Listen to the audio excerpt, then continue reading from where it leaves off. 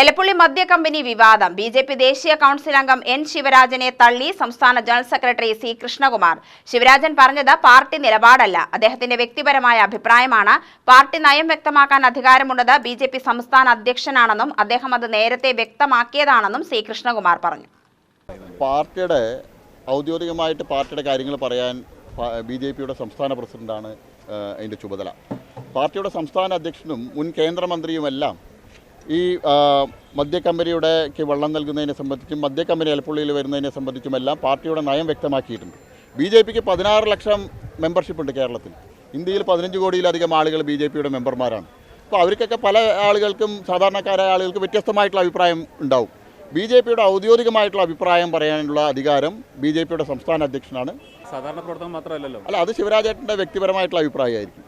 മോദി സർക്കാരിൻ്റെ നയം നിങ്ങൾ ഇൻഡസ്ട്രിയൽ സ്മാർട്ട് സിറ്റിയുടെ കാര്യത്തിൽ മനസ്സിലാക്കിയിട്ടുണ്ടാവും. ഏത് ടൈപ്പ് കമ്പനികളാണ് വരുന്നത്? 4 വ്യത്യസ്ത ടൈപ്പ് കമ്പനികളാണ് അതിൽ വിഭാവനം ചെയ്തിട്ടുള്ളത്. ഒരു കമ്പനി പോലും വെള്ളം അസംസ്കൃത വസ്തുവായിട്ട് ഉപയോഗിക്കുന്ന കമ്പനിയില്ല.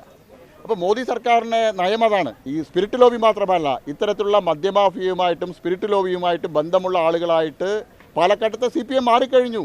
CPMൻ്റെ ശ്രീ VS അച്യുതാനന്ദനെ പോലെയുള്ള ജനകീയ നേതാക്കൾ ഉണ്ടായിരുന്ന സമയത്ത് ഇവിടുത്തെ ജനങ്ങൾക്കൊപ്പമായിരുന്നു പാർട്ടി. ഇന്ന് അത് മാറി. ഇന്ന് CPM ജനങ്ങൾക്കൊപ്പമല്ല, മദ്യ മുതലാളിമാർക്കൊപ്പമായിട്ട് മാറിയിരിക്കുക.